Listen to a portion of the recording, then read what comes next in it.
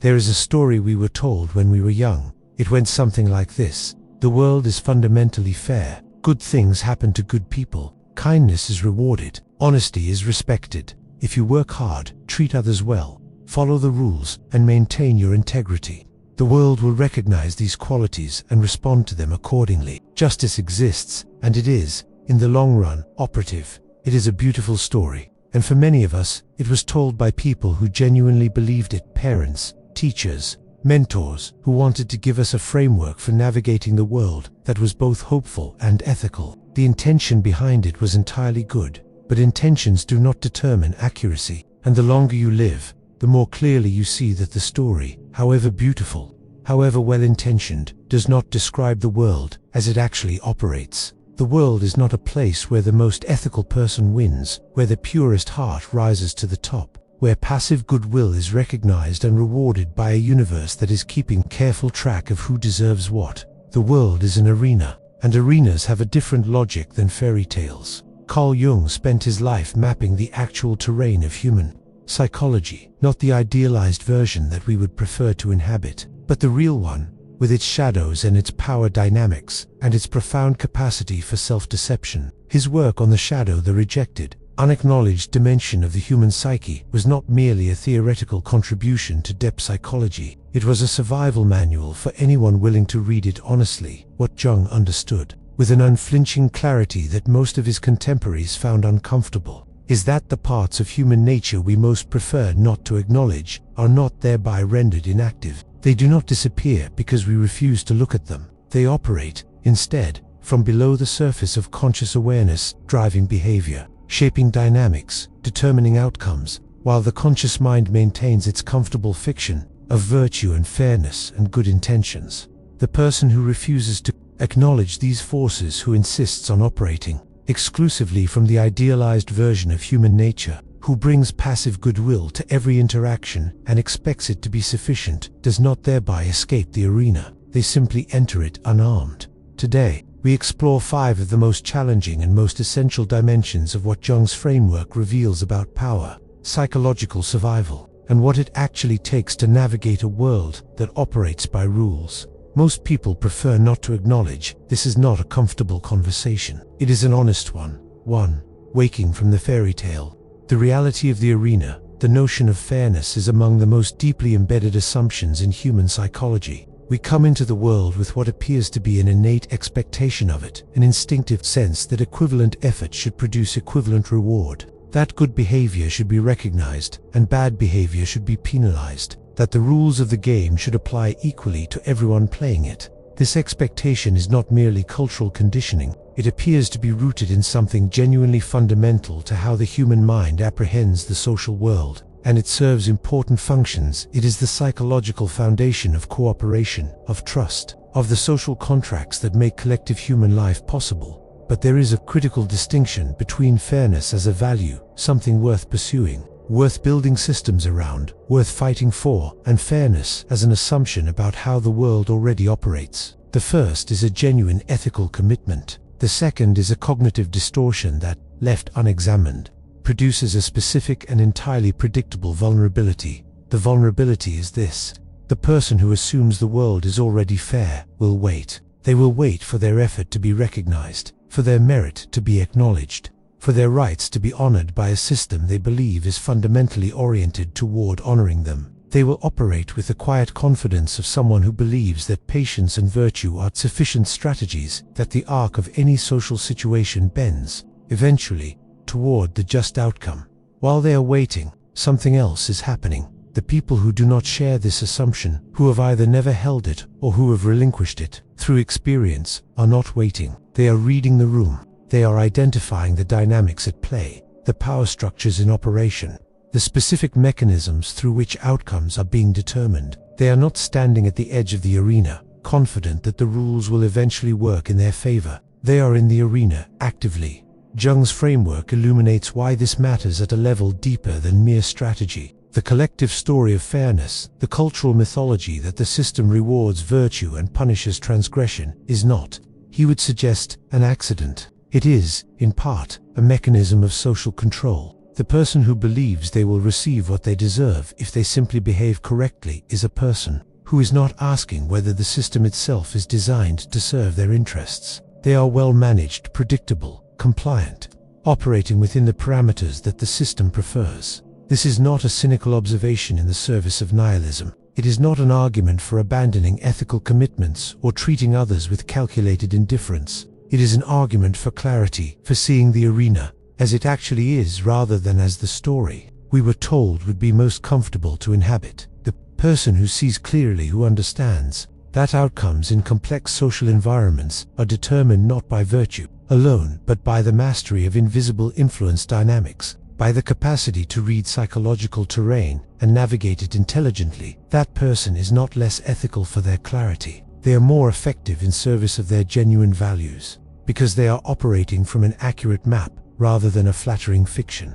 Wake from the fairy tale, not with bitterness. Bitterness is just the fairy tale wearing a different costume, but with the clear, steady eyes of someone who has decided to see the world as it is, and to develop the specific capacities that navigating it actually requires. 2. Psychological dominance. The catastrophe of half measures. There is a form of conflict management that most well-socialized people have been trained to employ, and it is, in the specific context of dealing with genuinely aggressive or predatory behavior, one of the most consistently counterproductive approaches available. It is the approach of the polite boundary, the carefully worded expression of discomfort, the reasonable, measured, emotionally regulated communication of the fact that certain behavior is not acceptable, delivered with sufficient gentleness that the relationship can continue, that no one is too upset, that the whole unpleasant business can be handled without drama or escalation.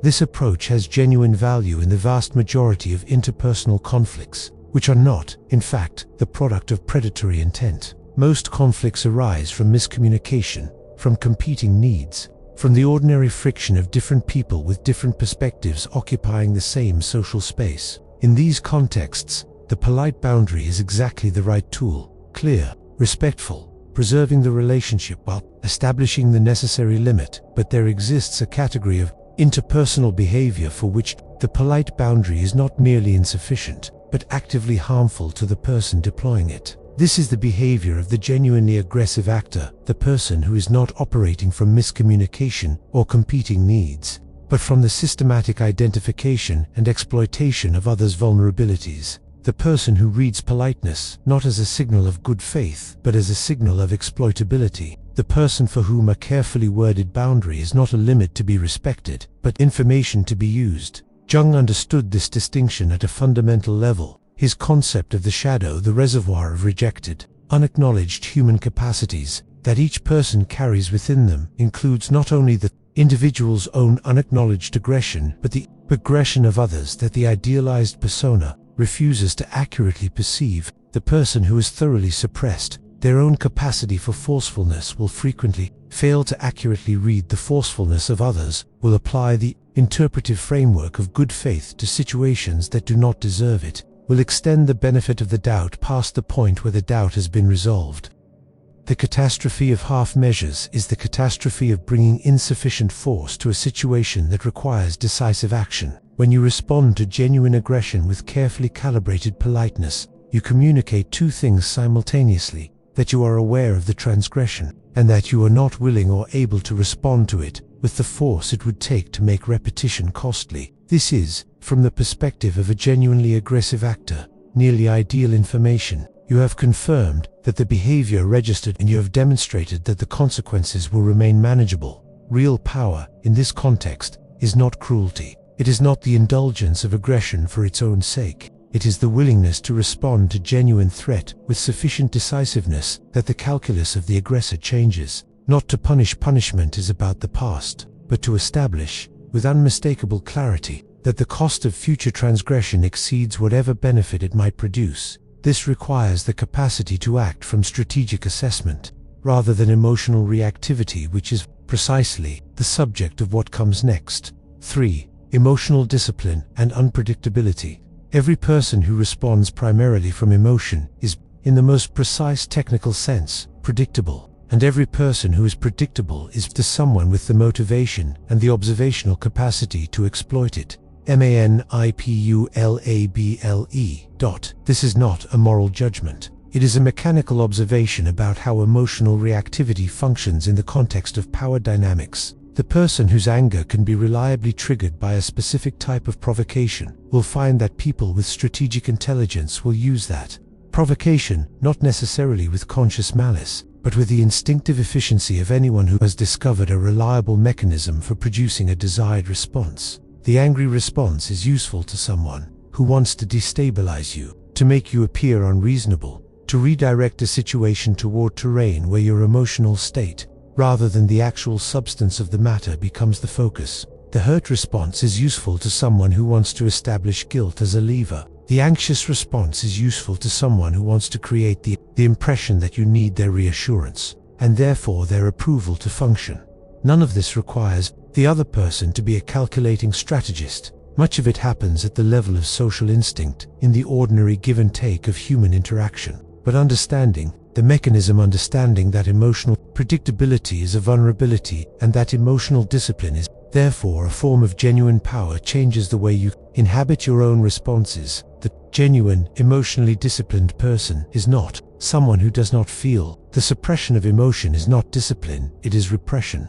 And repression has its own costs, its own eventual failures, its own tendency to produce the eruptions it was designed to prevent. Jung was entirely clear on this point. The goal is not the elimination of feeling, but the development of a specific relationship to feeling, one in which the feeling is fully acknowledged internally while the external response is chosen rather than triggered. The distinction is between feeling anger and being governed by anger, between experiencing fear and being controlled by it, between registering hurt and allowing it to determine your next move. The emotionally disciplined person feels the full range of human emotion with complete honesty. What they do not do is allow the emotion to take the wheel.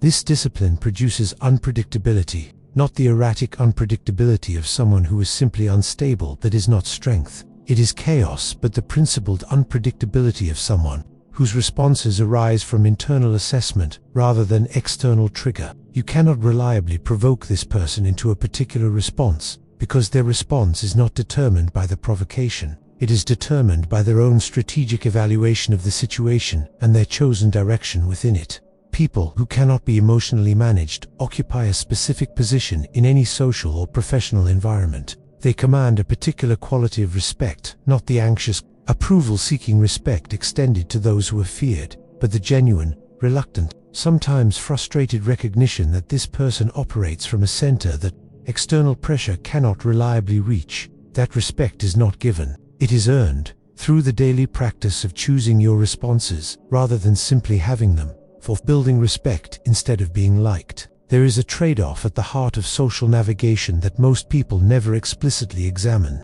and the failure to examine it produces some of the most predictable and most avoidable vulnerabilities available. The trade-off is between being liked and being respected. These two things are not opposites. They can coexist, and in the healthiest relationships they do, but they are not the same thing. And when they conflict, which in any environment involving genuine competition or genuine power dynamics, they inevitably will. The choice between them has consequences that are not symmetrical. The person who prioritizes being liked above all else makes a specific set of behavioral choices. They say yes when they would prefer to say no, because no produces disappointment, and disappointment threatens the relationship. They soften uncomfortable truths, because full honesty might produce conflict, and conflict might threaten the approval they require. They accommodate, they defer, they smooth over, because their primary metric of social success is the emotional temperature of those around them, and they have developed a sophisticated capacity for maintaining that temperature at whatever level others find comfortable. Jung's analysis of this pattern is direct and unsparing. The desperate need to be liked is not merely an interpersonal preference. It is a form of psychological dependence, a structural requirement that others' positive regard be continuously available, without which the internal sense of value becomes unstable. It is, in the deepest sense, a form of vulnerability, not weakness in the moral sense, but vulnerability in the strategic sense, a lever that anyone with sufficient observational capacity can identify and use. The person organized around being liked is, by that organization, highly predictable. They will not challenge you in ways that risk your approval. They will not set limits that might produce your disappointment. They will not prioritize their own interests in ways that might generate your resentment. Their behavior is, in large measure, determined not by their own assessment of the situation, but by their continuous monitoring of your emotional state and their continuous adjustment in service of maintaining your positive regard. This makes them, from a purely strategic perspective, extremely manageable, and managed is not the position from which genuine power is exercised. The alternative, that orientation toward respect rather than approval, requires a specific and often uncomfortable it requires the willingness to be disliked. Not as a goal, the cultivation of hostility for its own sake is neither admirable nor effective, but as an acceptable cost of operating from genuine self-direction rather than others' approval. The person who can say no without the elaborate apology that is actually a request for permission to decline. The person who could maintain a position that others find inconvenient without the anxiety that their disapproval is an emergency to be resolved. The person who can, when the situation genuinely warrants it, let others experience the full consequence of their choices, rather than stepping in to soften it. That person has built something that never can. They have built the reputation of someone who means what they say, and that reputation, the specific quality of being taken seriously, of having your limits respected because the cost of testing them is known to be real, is, in any environment where power dynamics operate, worth far more than being universally liked. 5. Perception management, the power of the mask and strategic silence. We arrive at the dimension of this framework that is perhaps the most immediately practical and the most universally applicable: the management of how you are perceived. Jung's concept of the persona, the social mask, the face presented to the external world, is often discussed in terms of its inauthenticity, its distance from the genuine self, the psychological cost of maintaining it, and these dimensions are real and worth attending to. The gap between persona and authentic self is, in Jung's framework, one of the primary sources of psychological suffering, but there is another dimension of the persona that is less often discussed, and equally important: the persona as a genuine instrument of power. Not the persona as a prison, but the persona as a tool, one that, consciously deployed, gives you significant control over how you are read, how you are positioned, and therefore how you are treated. The average person does not manage their persona consciously.